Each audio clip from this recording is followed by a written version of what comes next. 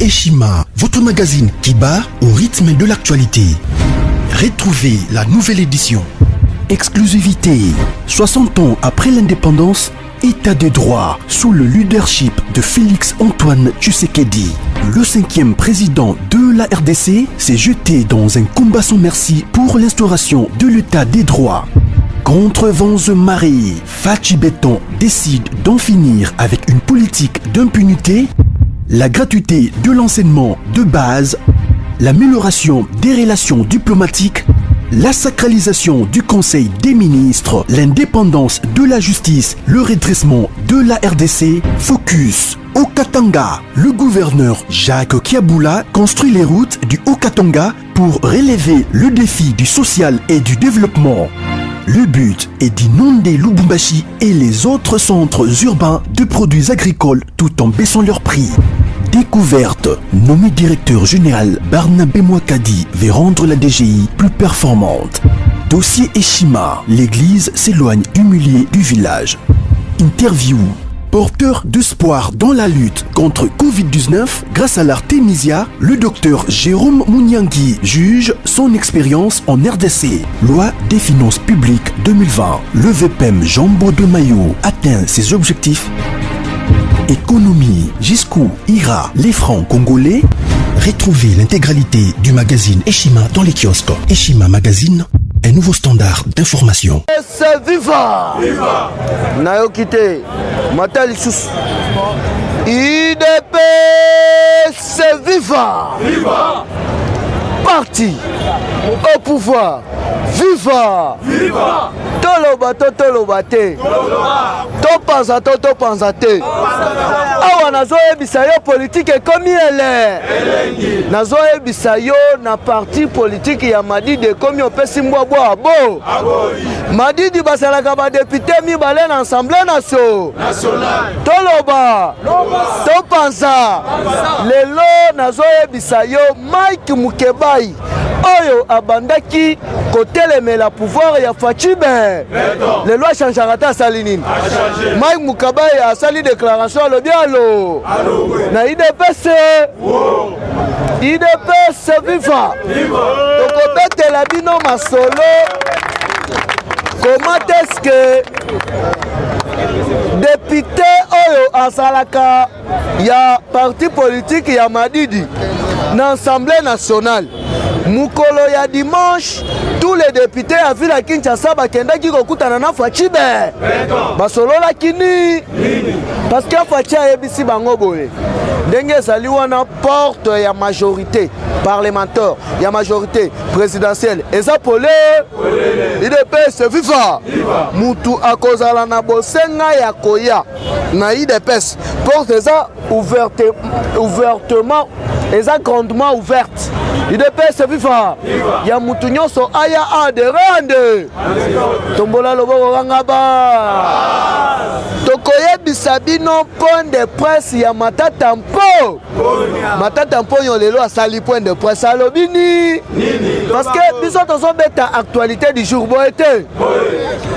IDPS viva alobi nini alobi na gouvernement nyonso oyo Kabila bandaki kokonza bango ba premier ministre na ba ministre nyonso basalaki ba étiquette yango bandaki kosala ba firebe décision nyonso e bandaki koswama na présidence de la wana eza inga te eza Matata Mpo parce que boyebi bien na batu oyo bazali chargé ya enquête pona kosala audit na ba entreprise nyo na audit na bango balobi boy IDPS viva ba ancien ministre ya finance en complicité na ba gouverneur ya banque babandaki ko détourner mbongo ebe basalaki compte moko oyo ezalaki en parallèle na compte public na compte wana babandaki ko détourner par trimestre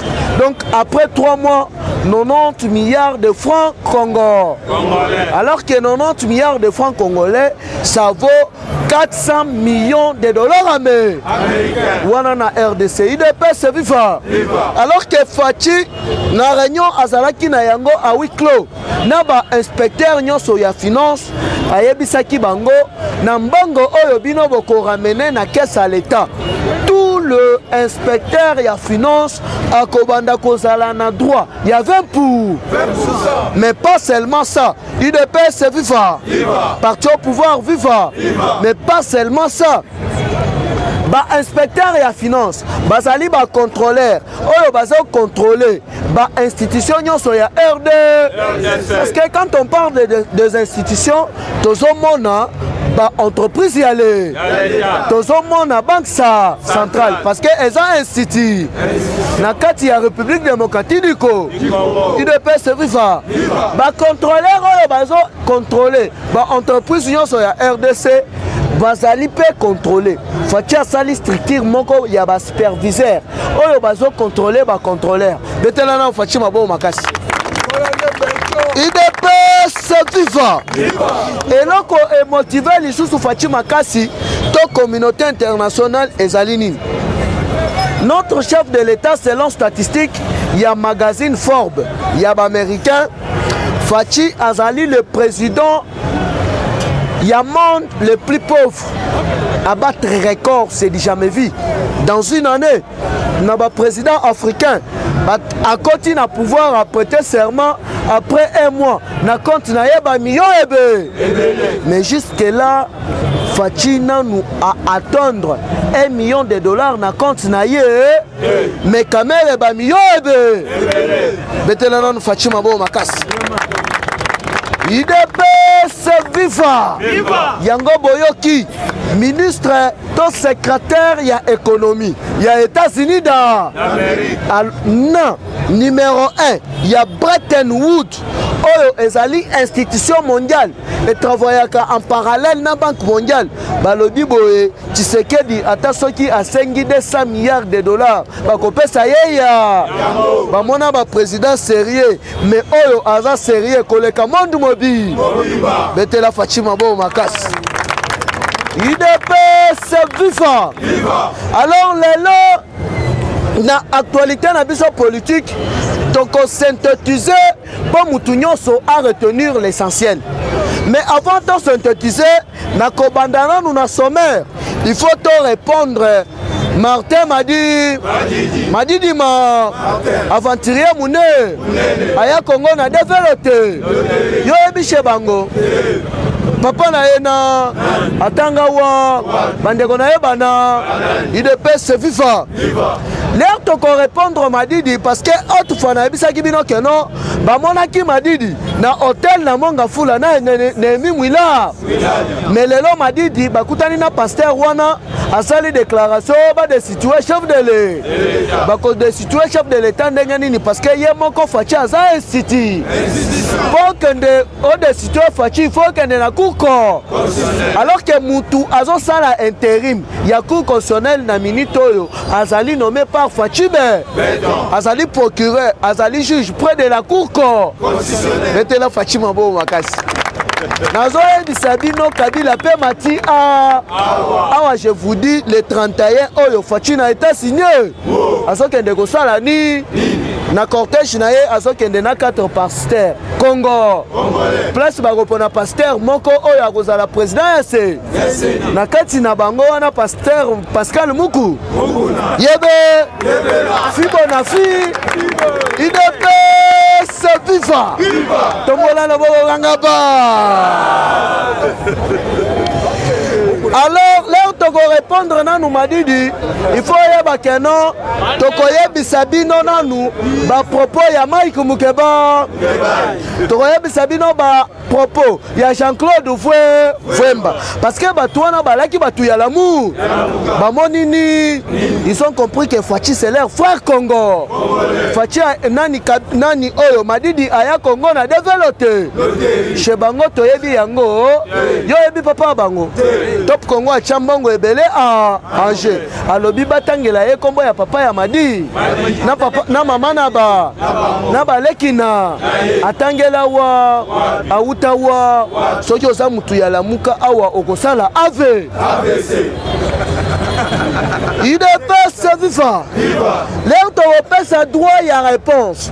Il y a ba ancien collaborateur, il y a la Mouka, toko aborder mbala moko point de presse ya Matata Mponyo. Toko aborder mbala moko déclaration ya ba avocat ya mwasi ya André Kimbu. Oyo alobi ya kweye libère. Alors que ba blanchissement wana na ba falsification ya ba signature. Babandaki ko sala yango batu ebe. Tener mutu azalaki liboso parrain na bango Olive Lembe Uja. Ngate mutu nalo. IDPS viva. Après wana toko simba diplomatie oyeba keno na minito yo fachi na ba européen na États-Unis d'Amérique basali na niveau ni na États-Unis azokende koluka ni na minito tambo mwamba na Belgique alelakata sali nini azana posa ya soutien ya fa poison ngako parce que les 15 rentrée ya vacances rentrée ya parlement ya République démocratique du Congo politique est comme elle est tolo bate Tozo répondre na nuna monsieur Oyo Babengi Martin Madi Keita Yang de son propre nom. Madi di Oyana nous Congo na défait loterie. Papa na yo abandaki koteka café Touba. Il doit pas se vivre. Papa ba Madi di abandaki koteka café Touba.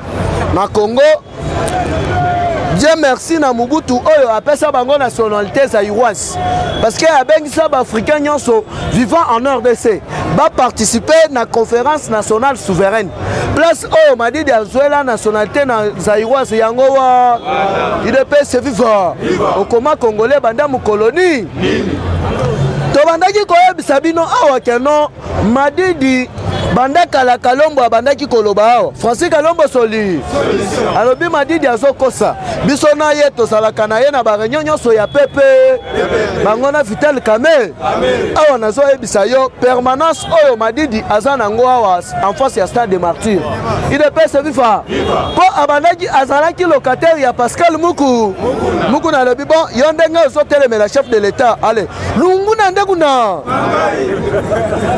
parce que Madidi azalaki nanu na dépôt moko ya muke na lupango ya Mukuna donc permanence on dirait dépôt ya si alors que papa Tshisekedi wa Mulumba atikela biso mama na kabakata ya permanence na 10e rue kota kuna sala ndenge oli siège national ya ide betela nanu Etienne Tshisekedi wa Mulumba maboko IDPS viva sikoyo batu basombeli Madidi permanence ezali Kabi nana emi mwila sikoyo ozana ba leçon morale nini okopesa na Fachibe Madidi aza mutu moko lobi Amélie Lungwila Amélie Whisky azangi makambu ya koloba o azosenga na cour constitutionnelle ba destituer Fachibe IDPS viva des réactions sont tombées de partout voir kutu na ba frontière voir na niveau international ba répondra ete basalini awa sikoyo tozoli kobandana na ba réponse ya batu oyo ba répondre Madidi ma mutu ya Congo na développé tozo bandana na réponse ya Mike Mukebai oyo bandaki kofinga chef de l'état Butumoi affaire d'institution du chef de l'état son excellence Félix Antoine Tshisekedi Tshilo Martin Fayulu n'a qu'à dormir s'il a pris ses histoires donc Mumelidia bongo histoire nini o komela après olali ezama la fuma pa IDPS viva la coalition la Muka et le peuple en général ne reconnaît pas ces choses, ne reconnaît pas les propos de monsieur le député Martin Fayulu. Wanangaite Mike Mukeba. Fayulu a besoin d'aggraver encore la situation. Alors que la mise en scène, ou soit des danses inutiles, n'ont plus de valeur. Nous sommes concentrés sur le chef de l'État, Félix Antoine Tshisekedi Tshilo, qui a le souci d'améliorer le social du peuple congolais. Ngaïte Mike Mukeba, Mukeba Ima, Yebe, IDPS viva, Yami Balé Ezali Jean-Claude Vwemba. IDPS viva, Ye Alobini, Jean-Claude Vwemba. Destitution de Félix Tshisekedi. De quel parlement Fayulu souhaiterait qu'il puisse porter cette affaire devant leur juridiction, s'interroge Jean-Claude Fouemba. Car Madidi n'a même pas plus de 5 députés au niveau de l'Assemblée nationale. Il a combien de députés? IDPS FIFA. Alors Félix Tshisekedi c'est un leader né. IDPS FIFA. Bayebi ya que Tshisekedi est un leader né. Parce que moi na yanko ya salinko. Yo yebi papa ba Madidi. IDPS FIFA.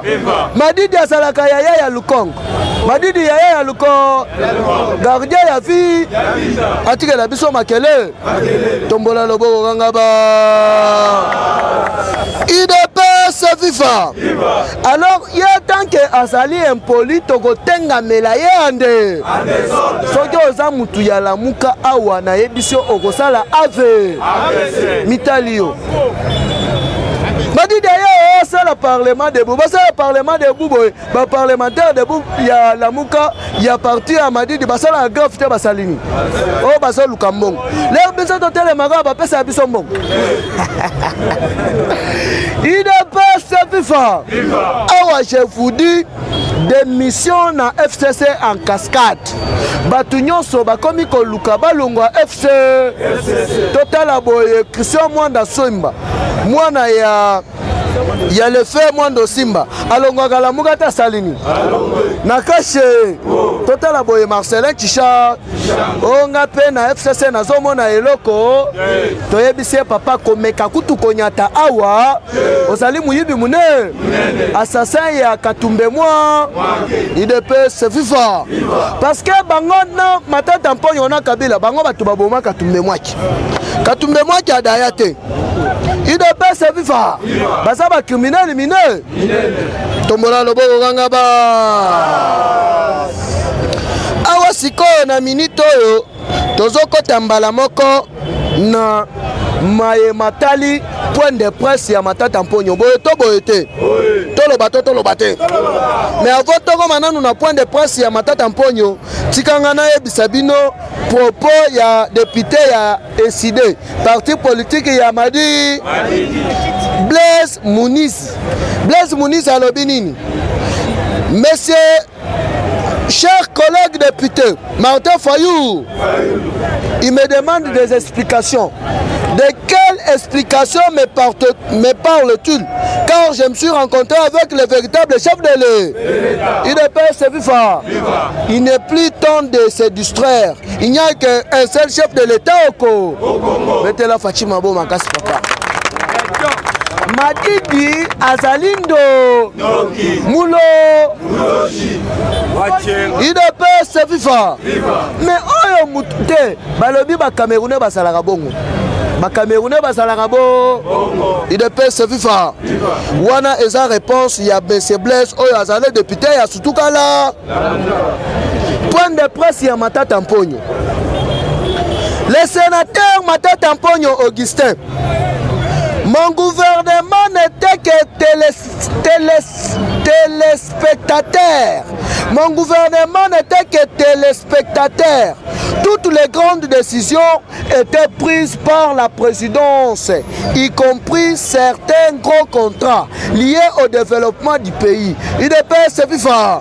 Car moi, Matata Mponyo, je ne suis innocent. IDPS FIFA. Moi, je ne faisais que exécuter les ordres de M. Joseph Kabila. Papa, au Pessimboa Boa Bo, Matata Mponyo na Kabila Bagotuna Ngu la boya rata salini. Alobi na bango tuna me. Même alobi na bango nini? IDPS FIFA. Tolo bate. To panza te. Awa sikoyo avant to banda na diplomatie place to chitele. Il faut oyeba na minute oyo comité oyo ezalaki chargé ya kosala enquête sur liwa ya Delphin Kayi. IDPS FIFA. Lelo balaki na point de presse. Na point de presse na bango balobi mukolo ya lobi nde bako fixer opinion nationale na ete. IDPS FIFA.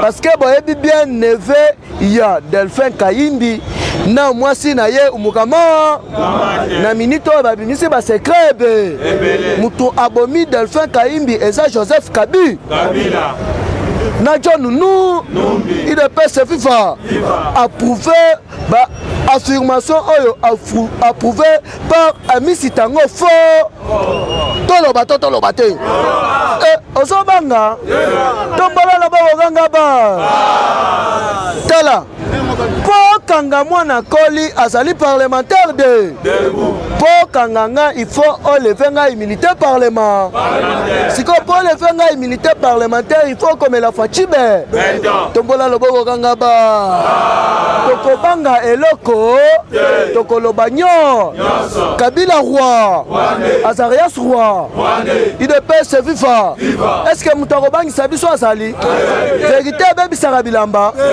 imaginez-vous que batwana basali ba groupe WhatsApp basali ba groupe ya Facebook IDPS FIFA po ete oyo bazana posa ba congolais nyonso babanda ko se présenter na ba groupe wana donc otiki message vocal otangi ekolo na IDPS FIFA nyonso wana bazobanga resa tombola loboko kanga ba il faut toyeba oza congolais ya wa mangwele na yo ezali wa tangela biso bakoko na ata 4 ya pa ata 5 ya pa soki okomi oteno rubungurungurungu si papa bimaliba katuka pa IDPS FIFA yango moni Azarias Robert wakomi agité oza agité ozowela ni Fachi alobi désormais makambu ya 26 provinces à bientôt le 30 septembre les Fachi azozonga États-Unis tous les gouverneurs ya ville ya ba province nyonso na Kinshasa Fachi alobi il faut ayeba gouverneur ti okendaki na province osalini okotisiko obimisiko nazo ebisa yo ebele bakokende Selemba kuna na Selemba uba metu ya minene sala kuna okolia fungule ande tombola lobo kanga ba IDPS FIFA Roger Lumbala ebisi bango na ebisa kibino Tshisekedi asa plus que papa naba IDPS FIFA yo omona wapi na RDC basala audit ya ba gouverneur nyo alors que na ebandeli po bakende misala Fachi amemaka bango na séminaire ayebisi bango désormais botika kimuyi botika luku bo servir mbo IDPS FIFA makambo nazolo bana kosi ekomisi koyo tongonga ya contrat et pas ya président de la na ministre ya inter procureur à Rosalawa prison ya directeur ya prison Rosalawa police judiciaire ba Rosalawa baye ba yo gouverneur okotisiko province na yo bimisiko olia munokumugamo mukwa na bolokwe politique comme elle politique comme Chile toloba te topanza te tombola lobo kangaba IDPS FIFA parti au pouvoir FIFA awa sikoyoka commission oyo ezalaki chargé ya kosala enquête sur liwa ya Delphin Kayimbi lelo basali point de presse oyo dans quelques jours donc dans 48 heures bakobimisa verdict pour na tenir informer communauté internationale na nation baye ba Delphin Kayimbi akufaki nani alors que Delphin Kayimbi l'air basali ya audit andimaki ko collaborer na justice congolaise l'air andimi akei kuna cheye batindi batu baboma ye l'air babomi ye après 2 jours babomi adjoint ya Kalef Monsieur Léon Lukaku oyo salaki na aner baboma ete basalini po bandimaki déjà ko collaborer na justice Congo na Rwanda matanga ya Delphin Kayimbi sale marate salini mais yo mutomi bengi congolais matanga na Rwanda ke ko lukani tokoye baba IDPS FIFA baba chungwa yebisi bango boye mutu oyo azochana mutu na ye ke Tshisekedi Chilombo akosala 2 mandats azali libo Tshisekedi akosala 50 ans au pouvoir UDPS viva parce que ye mutu aye kozongisela RDC sourire na lelo RDC bakomi ko respecter biso pa partout UDPS viva tombola lobo kanga ba Fachibe Fachi ayebisi ba inspecteur ya finance mutu andi mambongo ya corruption te mutu bakokanga ye umukama acheli bango pe ba contrôleur mususu donc ba superviseur donc les contrôleurs sont contrôlés ndenge ezalaka na poto Eman Koena lobby eza nouvelle histoire ezokoma na RD mais en attendant Yvette Kimbuta abimisa ba secrétaire Salini alobi bokanyinga naza innocente il est pèse viva mutu abandaki kosala makambo oyo Olive Lembe uja kunda bibe il est pèse viva Olive miyo yo mutolo UDPS viva parti au pouvoir viva tombola lobo kangaba nazo ebisa yo ke non politique ekomi elengi atangi ba Olive le Janet Kabi alobi basalaki ebe ngai te Yvette Kimbu awa na RDC na epoka Kabila yo ke simba Yvette Kimbuta okobandela wa okomona mbala moko mukabi magata Salini o mina se takopika masa o patuka ba kulukuta gajo me makambu wana abue etade Masa Kimbuta na boloko te ya André alelakata Salini alobi bo bimisa mosi nanga liba soki kokanga bokanga nga parce que nazana basotebe UDPS viva c'est pour vous dire que état de droit oyo facha bandaki koloba état de droit en marche Kabila mukolo ya lobi asali point de presse na radio Afghanistan alobi boy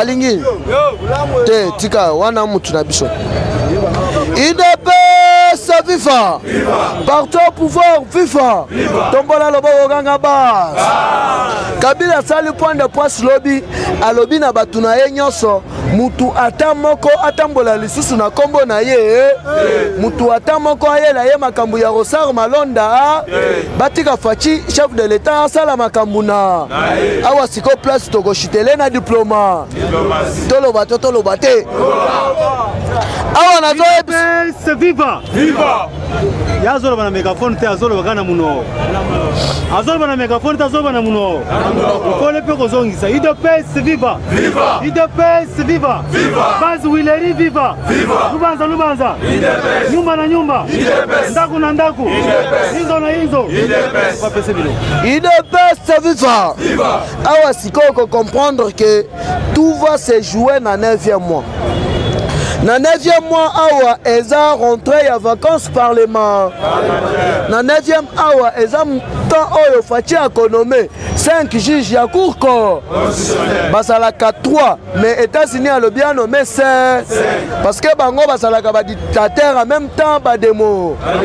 Est-ce que nazo ebisa yo Mobutu azalaki soutenu par les États-Unis da Mobutu asala 10 ans 5 ans Paul Kagame azalaka soutenu abandaki kozala soutenu na États-Unis da Paul Kagame asali 8 ans yebe biso na Fachi tina lifo okosala opposition tiokole UDPS viva Fachi kolongola bokonzi timu kolo jeux olympique ekobetama na RD timu kolo ba coupe du monde misato ekobetama na RD oboyolo papa bino toyebi sheba Fachi toyebi ya États-Unis alobi ayebi sheba Fachi ndenge ezali wana moyen Fachi asala ba congolais mabe ezali yo yebi sheba Zarias Robert oyebi sheba Fayulu papa tikela biso makele legela muto soki oza mutu ya lamuka oza o mutu ya repeper de rosala AVC na ebiso UDPS viva awa sikoyo okoyeba Fachi na États-Unis azokende kosala ni toloba te tombola lobo angaba Fachi be na ebisio soki oza mutu ya ngambu wana okosala AVC chef de l'état azokende États-Unis d'Amérique premièrement na voyage moko privé Nenga utaki okende Belgique. Balobi bien eza dernier virage. Fachi akokutana na congrès américain. Akokutana na Sénat américain. Akokutana na procureur ya CP. UDPS viva. Après ça akokutana na 3 départements stratégiques. Il y a armée américaine, entre autres Pentagone, FBI, Africom, alors que porte-parole il y a Maison Blanche, Alobina Fachi, Tolobaki depuis décembre, la première voyage aux États-Unis, c'est lui qui veut la paix, prépare là. Il est paix, c'est FIFA. Yebe, Awanazo Bisayo, Mandou qui est à la Canada, Madou, na Este, na Kasaye, na Kinshasa, na Bandunde. Naba Congo, oh babenga kachingo macha mombu. IDPS FIFA. Yango omoni FCC batu bakomi agitande. Kabila komi kosala ba réunion azobenga na ba frère congolais nyo. Alobi bakofunda ye ande. Et pas ya Fachibe. Akomi poko takuna na réunion ifosa na kombo ya Robert Roy. Bango na bango tokoyeba bakoyeba na misala na baboshabu baba ya rate basalini na minute na IDPS tozo yamba lisusu IDPS FIFA fachazo mema 4 pasteurs pasteur mukuna na 4 des pasteurs ya église ya bango na 4 na pasteur ekofo oyo akimaka kabi asala na États-Unis na bango 4 ne facha kopona mutu ya kosala président ya se IDPS FIFA. Mais selon statistiques, Fibo na fi Pascal Moukou na Seigneur Yebe Yako beta malamongo yete li position de l'heure Félix Antoine Tshisekedi Tshilou avec nous 5 pour okende na yewa pona lelo aboué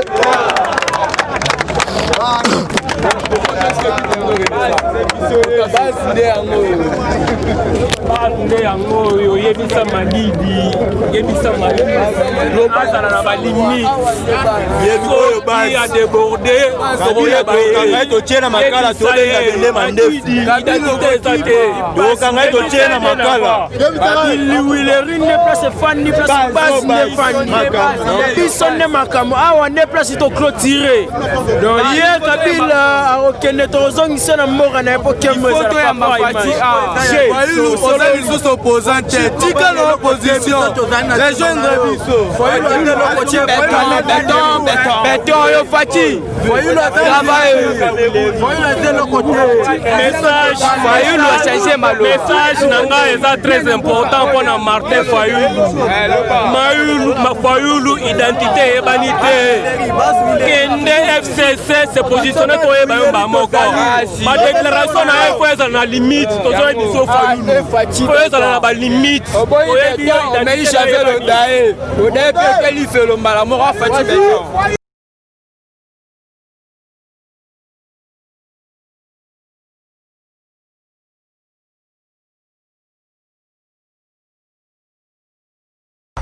Conteneur yango todo sala adi londolé Feli Mosengo Feli to sala conteneur ba voiture to tina na Kisasa ba carton ezo kine Kinshasa et en plus la bonne chose voiture na yo ko tina na Kisasa te prends pas la tête yela bisongo charger biloko na yo te relivrer à domicile sans un bon oteki to c'est parti Holanda to kuta skona biloko soyo eza bilongo eza figuré na équipe de France awa biloko moya sika na milieu ya matinda awa eza te eza biloko to anosala ngo tant des années mais à un certain moment ya koleka ba oyo toleka to se rattraper pour changer ka réseau na connexion conteneur yango oyo eza en live mo na plaque à Bruxelles ba au différent dia na 11 route inverse facilité eza ni to remarquer que na réseau ya matinda ba ma ebele ba na ba difficulté Massa européen car bien abundi a chargé comme à l'Afrique. Massa na car chargé à 207 na yeke narati. Ozana car na voiture chaba bilokos na kati ke narati. Oye to sali ba papier to sali 30%. Voiture est comme na Congo ngana fretant na conteneur. Tanga oteka ngana teki na longo li fret na ngana pourcentage. Yo ju le reste na yo.